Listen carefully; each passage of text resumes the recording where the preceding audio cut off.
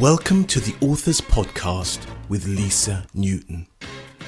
Writing a book is a dream for many people, and in today's society, it has become easier and more important than ever.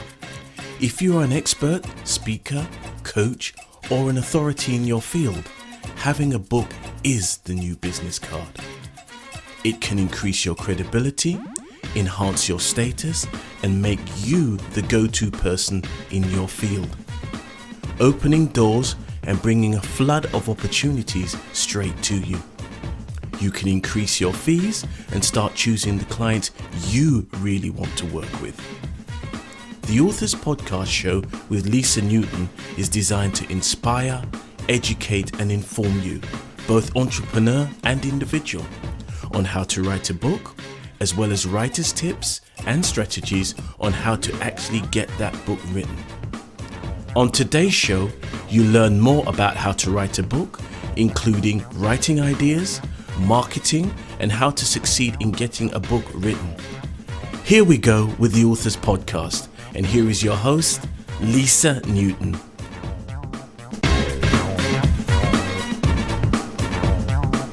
Hello and welcome to another episode of the Authors Podcast. My name's Lisa Newton, and today my guest is Cody Smith. Cody is an electrical engineer by day, an author by night. He's the proud father of his 17-month-old daughter Nella and happily married to his wife Lauren of 5 years. Growing up, Cody was terrified of public speaking in any form or fashion. He grew up avoiding any opportunity to speak in front of an audience and completely dreaded every moment leading up to speaking whenever he had to. He didn't figure out how to get over his fear until he left the country, the US, on a trip to Honduras one summer during college. He learned that consistent exposure to whatever you fear is the key factor to conquering your fear once and for all. Since then, Cody has turned his greatest fear into his greatest strength. He used public speaking to raise $17,000 to start a business in college.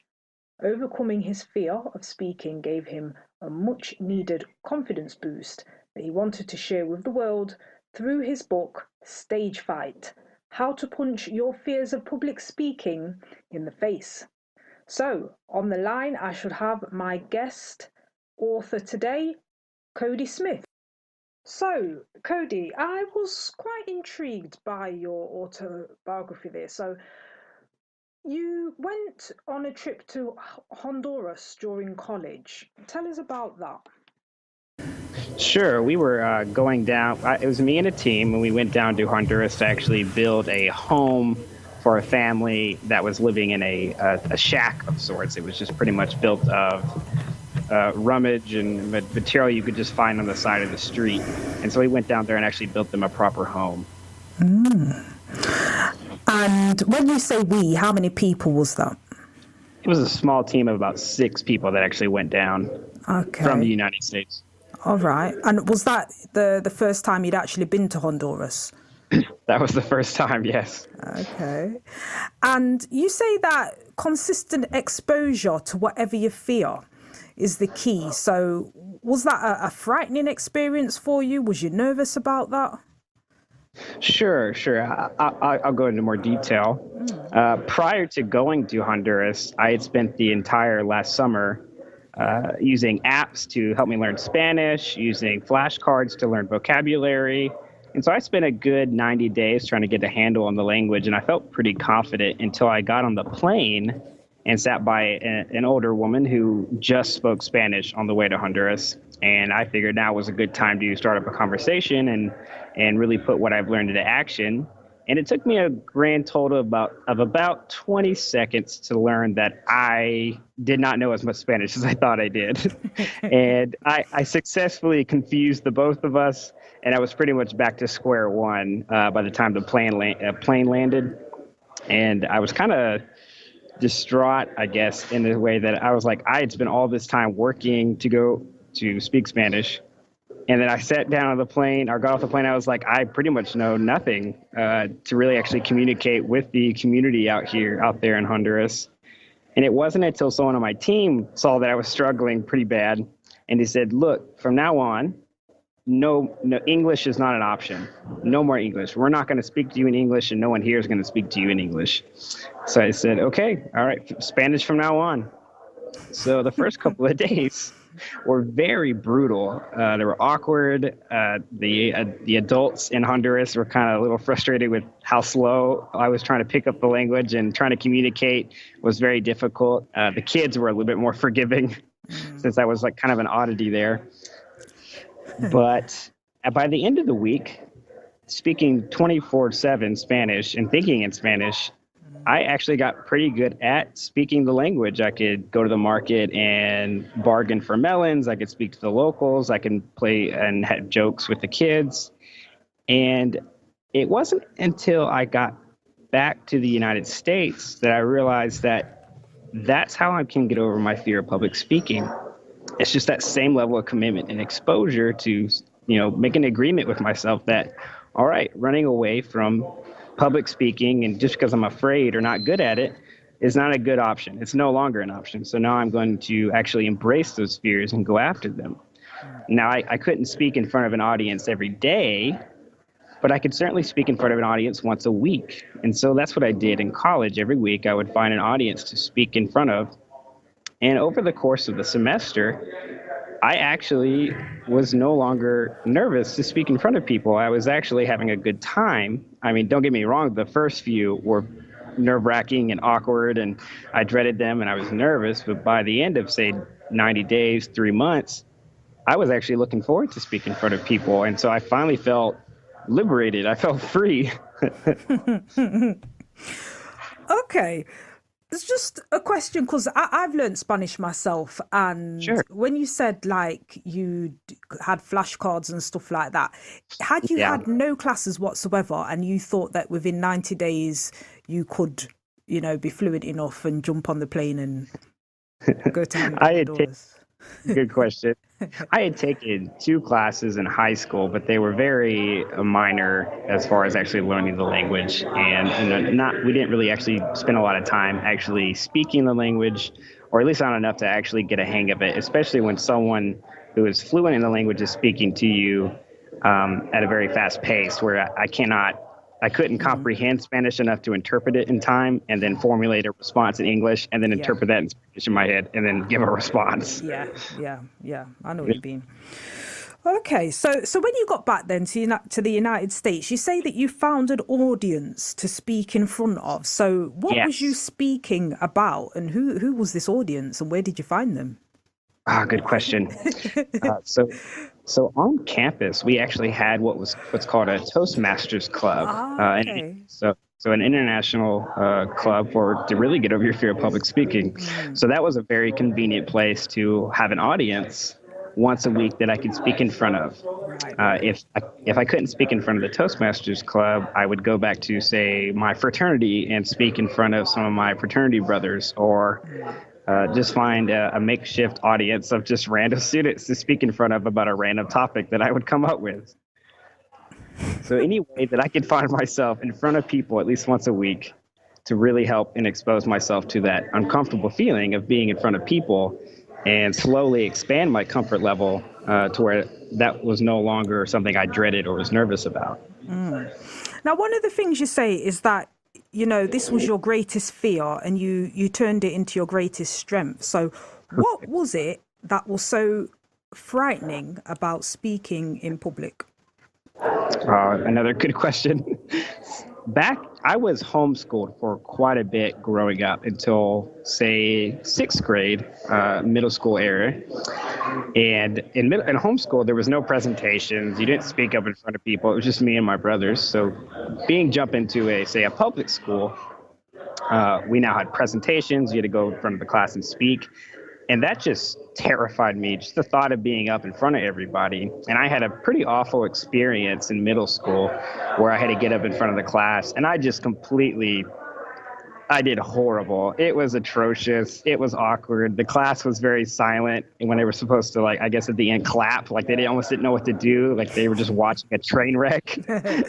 And from that experience, I just every time even after into, say, high school or in early college, I just kept carrying that experience with me that I'm bad at public speaking. I've never been good at public speaking. I'm never going to be good at public speaking. And so that's kind of where the fear manifested. And it just kept growing and growing as I got older, trying to get over my fear, but I just couldn't because I kept just reliving that same experience in middle school. You were listening to the Authors Podcast with me, your host, Lisa Newton. You can email me, lisa@lisanewton.co.uk. And remember, we have the Inner Circle, which is for writers just like you, and you can join us at writerbook.net.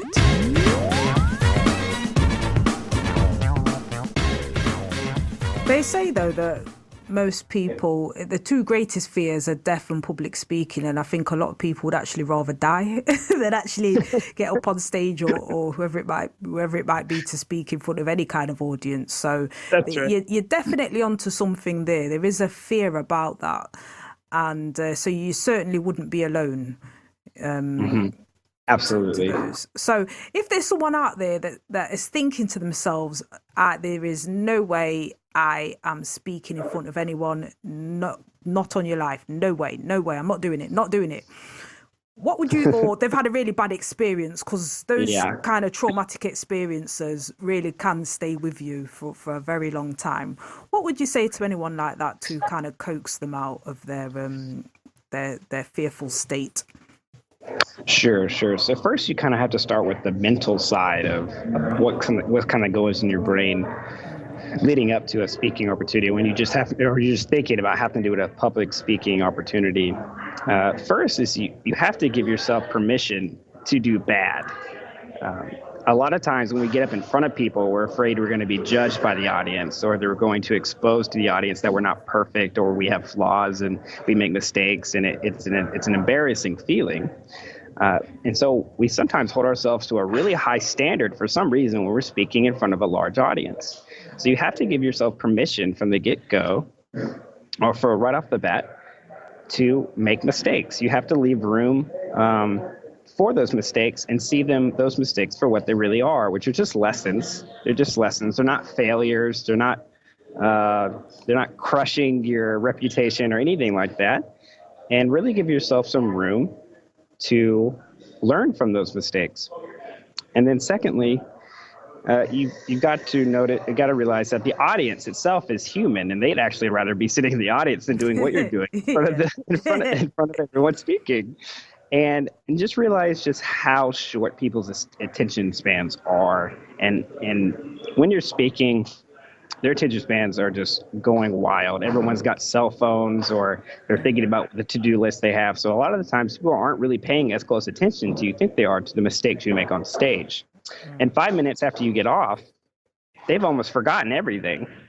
So you can almost act as if they're just going to forget about this. And it's almost like you have a clean slate when you get off the stage. So you have to remember that people really aren't going to remember as many mistakes as you think they're remembering. They're really certainly not judging you as much as we think they are. Yes. Secondly, it's more of the being proactive about your fear. Instead of running away from opportunities to speak, you have to embrace them and kind of get over the initial hurdle of getting over your fear. So prior to wanting to get over my fear, I would just run away from any opportunity to speak. I wouldn't seek them out. I would do whatever I could to get out of them. Afterwards, I would chase after them. I would look for them. I would ask for them. And that's a difficult thing to do, especially if you're afraid, but you have to do it. You have to be able to expose yourself to that uncomfortable feeling of being in front of people. And you have to do it on a consistent basis, because that will start building your confidence and start building your courage to get out in front of people and get over your fear of public speaking. Yeah. Okay, excellent. And, where might you start for a small kind of maybe friendly atmosphere? When you're there seeking these opportunities to speak in front of an audience. Absolutely. So we talked a little bit about Toastmasters, and so they have clubs all over the world. And so that's the first place I would look. I'd go on Toastmasters.org and just kind of look for a club that meets near you. And that is probably the best place to go. because the audience is there to help you succeed at public speaking. That is their purpose. They're not there to judge you, they're there to help you because they're also there to get over their fear of public speaking as well. So that is like the one-stop shop to go, is get up in front of an audience that's there to cheer you on. And there's two opportunities at Toastmaster clubs. One is doing a prepared speech, which is you actually prepare ahead of time to give in front of your Toastmasters club, which is about 5 to 7 minutes on usually a topic that you choose. And then secondly, there's an even shorter speech you can do called a table topics, where you get up in front of the audience and give a unprepared speech for 2 minutes on a topic that's given to you right as you go up to speak. So that one's a little bit more nerve-wracking, but there's no preparation needed for that. And that helps you really speak on your toes, so to say, in front of an audience. Secondly, if Toastmasters isn't an option, I would look for opportunities to speak in your community or at work. There's usually some form of public speaking needed to go on at work, or even in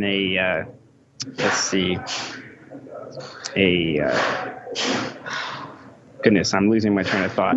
So like in the community, maybe local church organization, That's something right. that you're a member of, something, Exactly. school, That's leisure centre somewhere. There's always something going on somewhere. And I would imagine that there's not really a queue of volunteers of people putting themselves forward for these things, because a lot of people just don't want to put themselves out there. That's right. And so you'll be amazed about how many opportunities there are to speak once you start looking for them. Yes. If you're not looking for them, it's almost like they're not even there. But if you start looking, then you'll be like, wow, there really is a lot of opportunities to speak in front of people.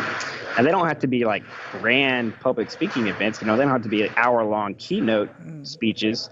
They can be as simple as just 5-minute, 10-minute speeches you give in front of a group or an organization or your colleagues at work or whatever that allow you to get more exposure in front of people. But that said, some people do actually make a whole living out of giving keynote speeches. Correct. So, you were listening to the Authors Podcast with Lisa Newton. Please do subscribe to, like, and share this channel. So, if you're just tuning in, I'm talking to Cody Smith. Cody is an electrical engineer by day, and he is the author of Stage Fright: How to Punch Your Fears of Public Speaking in the Face. And he has also got a board game. Is it a board game? It is a board game, yeah. Game. And what's the name of the game? It's called Beep Boop. Kind of like what Beep Boop, like a robot would say. Beat Boop. Yeah, BEEP BOOP. Oh, Beep Boop. Okay. There you go. Beep Boop. And he got funding for that. And that was all down to being able to speak to a group of potential investors and getting over his fear of public speaking. So, Cody, tell me about then. So here you are, you're like a rock star now, you're bulletproof, you can speak on stage, like, you know what I mean? So at what point did you think to yourself, do you know what? I can write a book about this because I can do this, you know, and I can help other people do this. At what point did that come to you? Good question. So that was a little bit halfway through 2017. So I'd already graduated college. Beep Boop was well away and being manufactured. And I had gotten over my fear of public speaking, and I was like, great, I'm free, I'm liberated from this fear. and I just kind of left it at that until I got to where I work now. And I noticed a lot of my peers were having a lot of trouble speaking in front of the boss at the monthly or the quarterly meeting to give a status update of the work they're doing. So we had some of my peers who were doing some really great work. But then they get in front of the boss and everyone to give their presentation, and they would just bomb. They just didn't represent themselves well in front of the boss. And you had these other individuals who did okay work, but they were so comfortable speaking in front of people that they looked like rock stars in front of the boss. Yeah. So when it came time to do promotions or give out awards or you name it, you can imagine who the boss was thinking about to give those awards to. Yeah. It wasn't the people who were kicking butt in the office. It was the people who were doing really well during the meetings.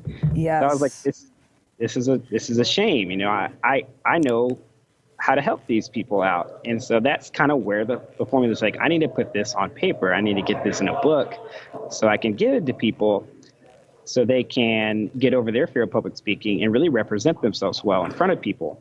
That's interesting you say that, because sometimes I think, and I know I certainly was thinking, public speaking is, something good, particularly if you're in business and you're doing presentations and you're presenting yourself. But even really in the workplace, just on a day-to-day level, it can impact, the kind of results you get in life, because those who are confident and I've seen it, some people aren't all that, but they make out that they are, and everyone just believes them. Correct. So it's actually a really good skill to have, but absolutely, a lot of people shy away from it. Okay. Absolutely. So you decided, okay, got to help these people, got to help those out there that need it. What then happened next? How did you turn that idea into a book? Okay, great question. So first I figured I'll just open up a Word document and I'll just type it from beginning to end. And come to find out, that was an awful method to write a book. I got about 10 pages in and I was like, this is awful. I'm not doing this anymore. And I kind of gave up for a little while. And then I was just online and found a group online that actually helped people write and publish their book. And I was like, this is what I need. I don't know the first thing about writing a book, and I certainly don't know the first thing about publishing a book. So when I was younger, I really strayed away from spending money on mentors or people who have gone before me. I figured I could just figure it all out on my own, which is true. But you have to go through all the mistakes and trial and error and all of those things, which you could just bypass if you're willing to invest a little bit of money in yourself. Yes. So I finally forked over some of the money to join the program. And when I did that, I was flying through the writing process. It made whatever they had outlined to use this process to, mind map your outline of your book. So, in the center of a page, I don't know if you've ever done a mind map before. Oh, yeah. You do it a lot in grade school, where you just put the topic in the center of a page. And for me, it was overcoming your fear of public speaking. And then whatever comes to mind out of your mind, you branch off of that first topic and then write that down. So I might say, their physical response to public speaking or the fear of public speaking. Right. And then I'll go on to personal experiences of public speaking and different mindsets of public speaking. So all that mind mapped on it, you make it super messy. It doesn't have to be pretty. It shouldn't be pretty because you're just trying to get everything in your brain on paper. And no one else is going to see it either. It's for you. No one's going to see it. No one's going to see it. And then you take that and you turn that into an outline. So whatever main branches came off the first and center topic, those are going to be your sections of your book. And then whatever comes off those main branches, we'll call them like sub branches. Those actually end up being the chapters of your book. Yeah. So instead of starting from a blank page, you start with an outline. So I don't have to think about what I'm going to write about. I know what I'm going to write about. I already have that outline there. Exactly. And that made the process so much easier. And how long did it take you to do the mind map? It took me probably 30 to 40 minutes. It doesn't take very long at all. And these are all the ideas that have been bubbling around in your mind maybe for the past year or so, and you just get them all out onto a page and all of it. Make some sense out of it. Absolutely. Okay. You were listening to the Authors Podcast with me, your host, Lisa Newton. You can email me, lisa@lisanewton.co.uk. And remember, we have the Inner Circle, which is for writers just like you, and you can join us at writerbook.net.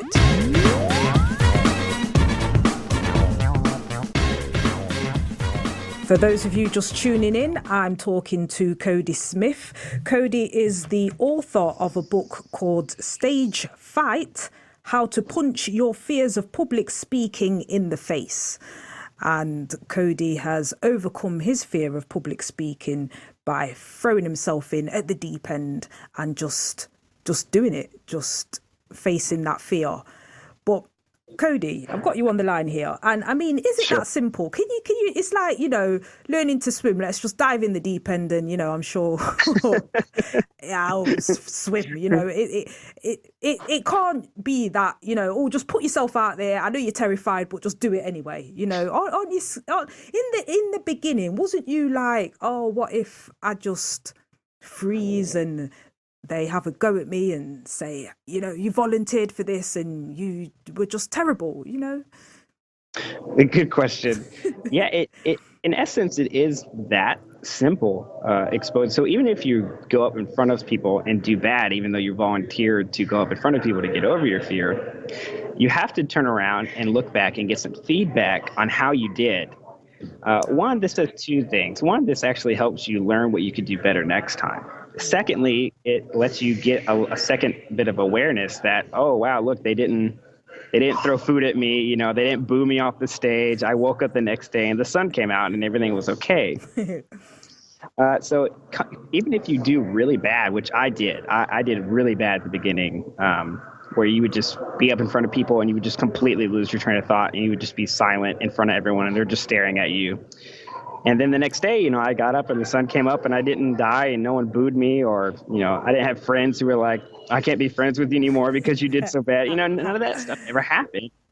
And eventually you just start growing comfortable being uncomfortable in front of people. And it allows you to be your authentic, genuine self in front of an audience. You don't sound like a robot. And a lot of people want to go and learn like 9 principles of great public speaking and try and incorporate all these different things at once to be a great public speaker, but they're completely terrified to speak. And so if you're completely terrified to speak, it doesn't matter if your speech is amazing, if your presence is amazing, if you're a fantastic orator. None of that stuff matters if you're completely terrified to go up there and speak, because all that goes out the window as soon as you stare into the eyes of your audience. So once you can actually get comfortable being up there, you can start incorporating these things. You can start incorporating really great content. You can start incorporating being a great orator. You can be incorporating looking to the eyes of your audience as you speak and moving around the stage and what to do with your hands while you speak, which seems to be something I see a lot is people really don't know what to do with their hands. They're just constantly moving them to get their point across. But it really is that simple. It's just getting up in front of people and exposing yourself to that uncomfortable situation and then getting used to it. You're building a tolerance for it. You start building courage every time you go up there and do it. Okay. Oh, that's it's nerve-wracking. Even I've just got to take a deep breath when I think about it, because I just think, wow, maybe start small, I would say, maybe with a small, what do you think? A small audience? Is it people who know you, maybe friendly faces, or total strangers? What do you think? Yeah, absolutely. Definitely start small. You don't want to go toward the super large audiences at first. Toastmaster clubs are typically pretty small. I've seen some that are typically somewhere around 5 to 10 members. So it's 5 to 10 people that you're speaking of. That's not too terrible.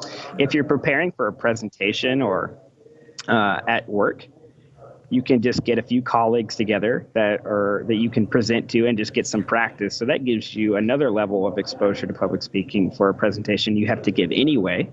So that can be five people. What I recommend is always, at least if you have to give a presentation, always find at least one person that you can speak in front of first. So you're not going in and doing your first presentation in front of the actual audience you need to present to. It's like a very low threat audience of just one person you usually know. It could be a spouse, could be a neighbor, it could be a friend. And just give your presentation in front of them and then ask for feedback afterwards on what you could have done better. And so that's usually a very easy way, because everyone can find one person to speak in front of. Yeah. And I think feedback is interesting you say that, because sometimes, when people hear the word feedback, they think criticism and they don't want to hear it and they don't want to be hurt, You're right. So, what kind of feedback did you get in the early days then, Cody? What kind of feedback did you get? The feedback I got was typically around, I kept pivoting on one of my feet, just kept moving back. I had a lot of nervous energy and I didn't know what to do with it. So I was constantly swaying back and forth. So the feedback I got most was, be able to plant your feet and move with purpose throughout your speech. The second thing I got a lot was I would start off really strong at the beginning of my sentence. And near the end of my sentence, I would almost trail off as far as volume goes. And you almost couldn't even hear the end of my sentences. And I would do that all throughout my speech.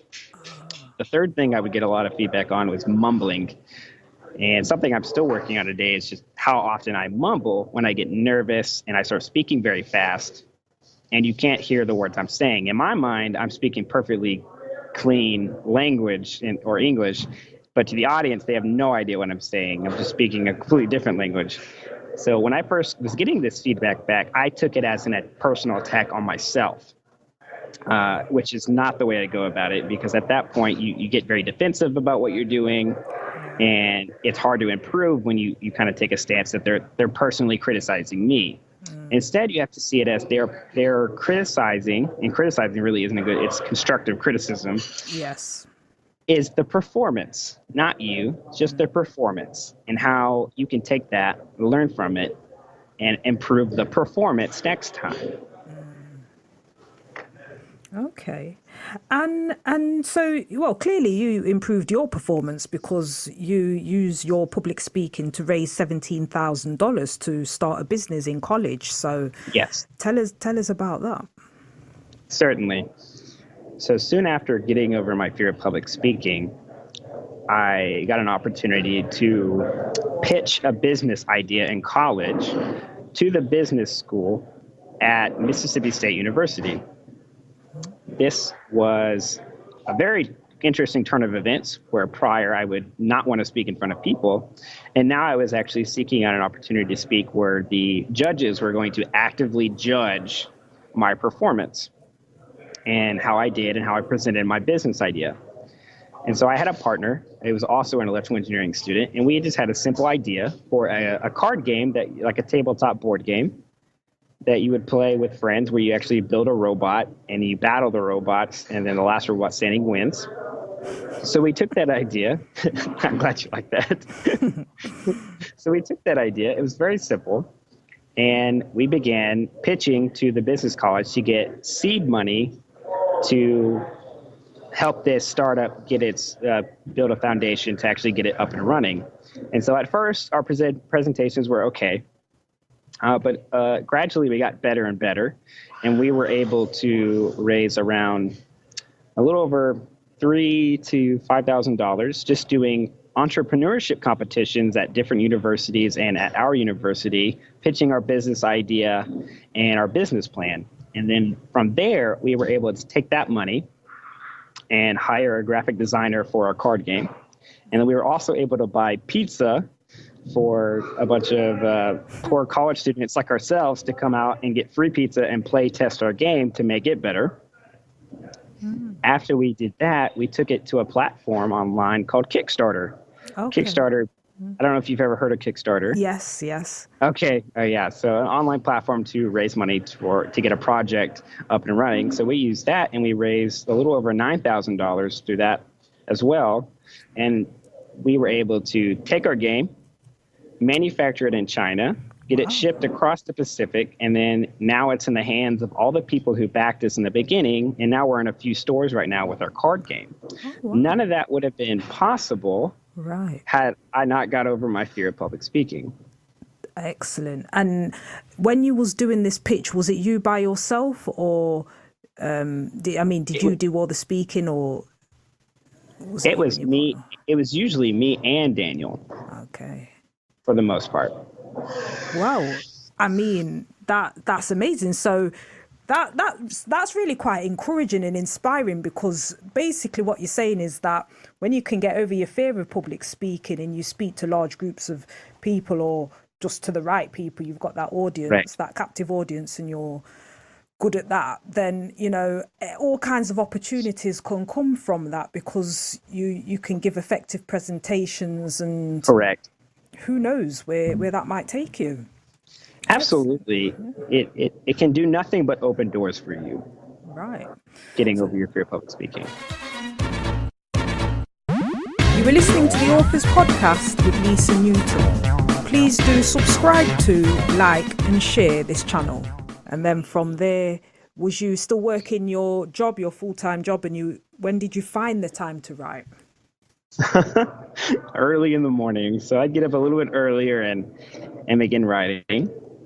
And sometimes you would only have 15, 30 minutes a day to write. And that's really, you don't need much more than that. You'd be surprised how much you can actually get done just doing little bits every day versus trying to find some time on like a weekend and put in several hours in, which can be kind of draining, and it takes away from the time of your weekend. So I started that in August, and I was done writing in November. Excellent. And I had a little over 50,000 words, which is a pretty decent sized book. Yes. So at first you feel like you're not making a whole lot of ground, but eventually over several weeks and a few months, you'll be like, wow, I've got a solid book here. I've actually have to cut some of this away. Otherwise this is going to be big and no one's going to read the whole thing. So doing that consistently from August to November, goodness, lost my train of thought again. Yeah, had a big impact in the end result of my book. Yes, and I'm just thinking, because you've got a 17-month-old daughter, Nella. So Yes. I mean, how do you find the time around? I'm assuming screaming kids, and you know what I mean, and sleep deprivation and all of that, like all of that. Luckily, through all of that, the screaming and running around and the attention they need, apparently that's very energy draining on them as well. So luckily they have to take naps several times throughout the day. So whenever they take a nap for 30 minutes, I'll try and pull my laptop out and actually crank out a chapter of my book. And then when she wakes up, you just got to put it away and try again the next time she takes a nap, or find 15 minutes here, 15 minutes there, to really get some work done. You kind of just squeeze it into your day the best you can without being overbearing. Because all of us have lives. We all have things we want to do throughout the day. We have jobs. And so just kind of squeezing it into the little pockets of time you can make a big difference down the road. Right, excellent. And I'm glad you said that, because the biggest thing I always get from people is, oh, Lisa, I just don't have the time. I'd love to do it. I just don't have the time. But I'm glad you're saying that, you can make the time, you can find the time. It might not be easy, but you can kind of squeeze it out of the day. And that's certainly what you did. So so you finished the first draft, the manuscript, in November. Correct. And then what happened after that? So then I found an editor, and usually I try and find an editor through a referral. So I found my editor through a referral, and I sent it over to her. And within a week, she had it back to me, and it was a bloodbath. She destroyed it. It was unreal. And I think it's a little nerve-wracking to have someone really, you're paying them to critique your work. And that can be a little rough. It's a little bit like, I suppose, public speaking, when you're asking for feedback, you've got to be prepared to handle constructive criticism. Absolutely. And they're going to there's a phrase that comes to mind. I think it's kill your darlings, or something along that line, where you have this, maybe a section of your book that you really love. You love it, and you're like, this is my best work. And then you hand it off to an editor, and they come like, this is unnecessary. And they're like, you need to get rid of this. You've already said this several times before. And you're like, no. That's my favorite part. And then you kind of have to step away from your writing and, emotionally detach yourself from that and realize that, I'm paying this lady for a reason to really help out and build the flow of my book. And not be able to emotionally attach myself to any of that work in that instance to make the final product better. Okay. Well, and I think that's the way to see it, because they're a professional and they're not. It's nothing personal. They're just trying to get you to do your best work. Okay, right. Excellent. And then you got it out there. And I mean, just on that same kind of note, have you ever read any of your reviews? Have you ever had any scathing criticism like that, or do you just not even you just don't see it? I love reading my reviews. I Oh I wow. get a little weird when I see another review on my book. I can't help it. I love it because someone took the time to not only read my book but to provide feedback. So far we have, I think I checked this morning, 42 Wow. 5-star reviews. So Okay. I haven't had anything yet that I'm still waiting on the day that I get someone who's just going to leave me a 1-star review. Yeah. And I'm not going to lie to you, I can't wait. I cannot wait to get my 1-star review. I know it's coming, and someone's going to trash the book, and I'm going to put that on my wall because I earned it. I earned that 1-star review because if I hadn't put that book out there, I would have never even had the opportunity to get that 1-star review.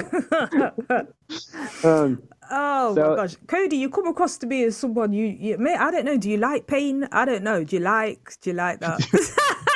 I like, but am I a glutton for punishment?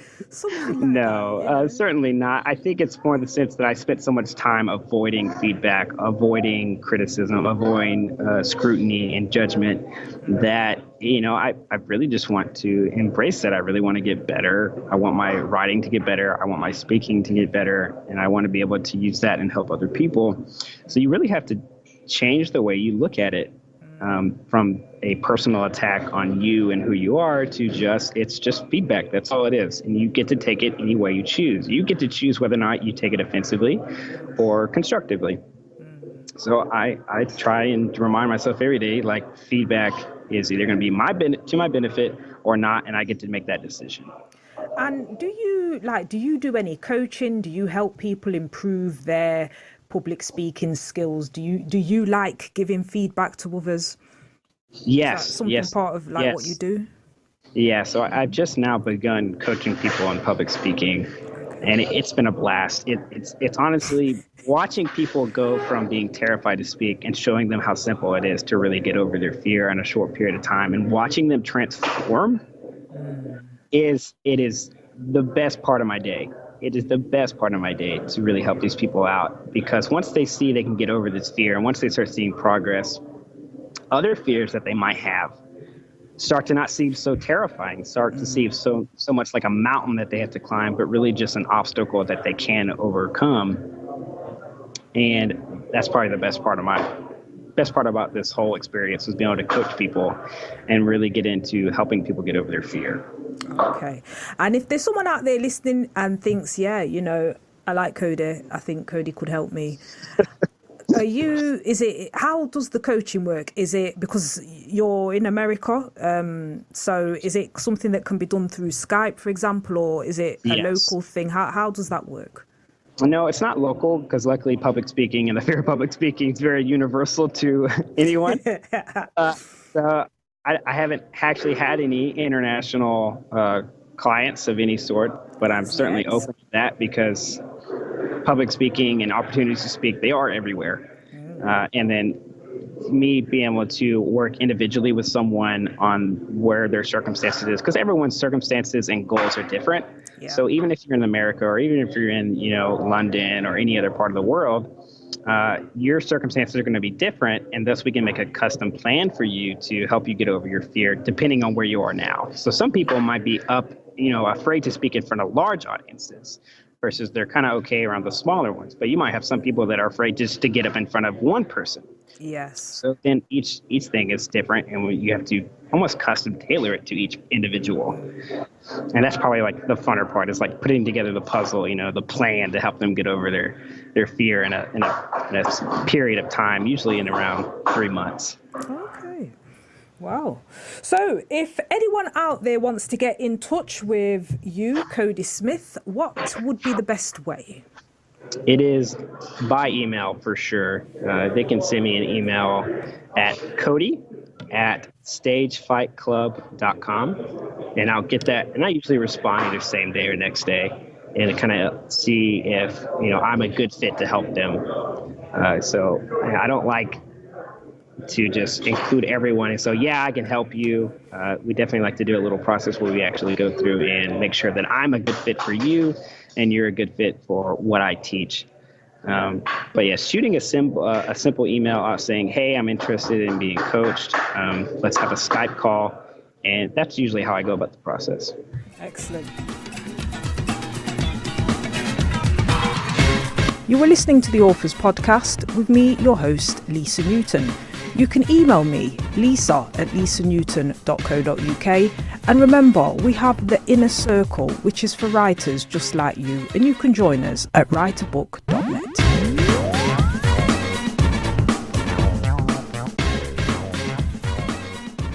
So, if you're just tuning in, I'm talking to Cody Smith, who is the author of Stage Fight: How to Punch Your Fears of Public Speaking in the Face. You know, karate chop them through the door and, you know, get them out of your life. So Stage Fight. I love that.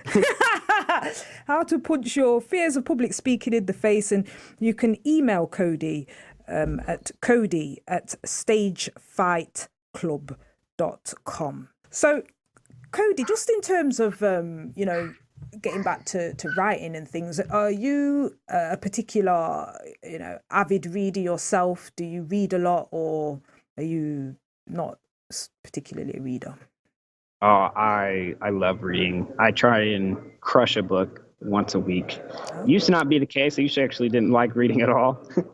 But going in through and like usually I read a lot of self-help books, a lot of self-improvement books, a lot of nonfiction. And I guess recently I've actually incorporated more fiction into my reading, which has really actually helped a lot. I used to not really see a point to reading nonfiction because I guess there was like nothing to really get out of it outside of a story, but there's a lot you can get from nonfiction as far as just diving into characters, you name it, just a different scenery, a different level, way of writing. And all of this ends up helping my writing out as well. So I tend to read quite a bit. Any particular favorite books spring to mind? Because I read a lot myself, so. Yeah, I would say my favorite book is always the last one I read. So the last book I read was The Alchemist. By Paulo Coelho. Yes. Oh, it's so good. And I put off reading that for a long time, and I wish I hadn't. And that was such a great book. I recommend that to anybody. It is such a good book. Yeah, excellent. Good stuff. Okay. No, I like to. I like self-help books myself. I was once told I'm a self-help junkie, and I don't know if that was supposed to be a criticism, but I like self-help books, and it's for the reason, like you said, I used to think fiction. I mean, you know, yeah, okay, but I want something more concrete, more something I can apply to my life. I like that. I like, absolutely. Those are the kind of books I like to read. So, okay, excellent. And just in terms of future plans, then, what does the future hold for Cody Smith? Good question. Currently, there's two things. One is really getting into more of the professional speaking. So that's something I'm actively seeking right now, is to, I guess, help spread the message of you can overcome your fear of public speaking, and here's how to do it. And then the next thing is we're actually starting a YouTube channel where we're actually showing people how to find opportunities to speak in their own neighborhood. And we have our first video out, and it was a blast filming it. We went to a local shopping mall, and in the food court, we just walked up to people sitting at the food court and gave them random 2-minute speeches where they would give us a random topic, and we'd give them a speech. And it was nerve-wracking at first, but it's such a small audience. And you do 10, 20 tables, and afterwards you feel like you're champion. You feel like a king. Like you're like, I can do anything. I feel unstoppable. And it was, it was just right down the street. I didn't have to like set anything up. I didn't have to find some audience. It was just readily available. So we're finding these unorthodox methods to getting over your fear of public speaking. And we're really hoping that people can take from it and use these methods that we're using to help them get over their fear of public speaking. Okay. And have you got a YouTube channel for that? as yet. Yes. It's Stage Fight Club, as you're seeing a reoccurring theme. Stage Fight Club. So, Yep. okay, so contact points then for Cody Smith. You've got the YouTube channel, Stage Yes. Fight Club, Yes. or you can drop a email to Cody at stagefightclub.com. There is the website, stagefightclub.com. And you also have a Twitter handle, which is Stage Fight Club, and Instagram, which is also Stage Fight Club. And I like that because it's easy to remember because, Right. and it's great that you've actually got the handles on all your social media like that because oftentimes it ends up changing. So that's Absolutely. really good. And I suppose it's interesting, sort of choice of words, Stage Fight Club, like Yes. it's a fight or, I suppose you're fighting the fear. Correct. So so it's just a play on words of instead of stage fright, I want you to see it, stage fight. And because it is like it's an internal struggle between who you want to be and maybe a little bit more. I feel like all of us have a little bit of a coward in us. It's that little voice in your head that says, no, you shouldn't do this, or you're not going to do great, or you've never done great, so why are you going to do great? So it's separating that voice in your head that's always a doubter. It's always telling you to don't try, and separating the voice between the voice in your head that's who you want to be or who you want to become. So for me, it was becoming a courageous speaker and being able to separate the conflict between those two voices in my head so I could actually identify, oh, okay, this is just my coward self speaking. This is just the coward in me saying, you should be afraid. So once I can separate those two, I can be like, oh, okay, I can identify I'm just freaking out and being nervous. And really, I can start calming myself down and realizing this is just a part of me, and it's just a fight between the two. And so I get to choose who wins the fight. Do I want it to be my courageous self or my coward self? And that's really helped just pinpoint who is speaking right now and who do I want to speak right now. Okay, excellent. Fantastic. So, public speaking, anyone out there, if you're terrified, you need not be anymore. Stage Fight, How to Punch Your Fears of Public Speaking in the Face. The author is Cody Smith. And where can people get hold of the book, Cody? It's actually up on Amazon. So you can get an ebook if you'd like to use a Kindle reader, and then use also a hard copy if that's more of your style.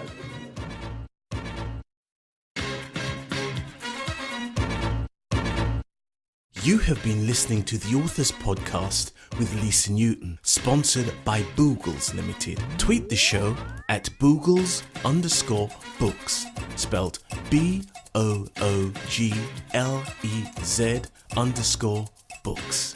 You can also contact your host via the email address lisa@lisanewton.co.uk. And if you want to join our authors community, join the inner circle at www.writeabook.net. You have just been listening to the Authors Podcast with Lisa Newton. See you next time.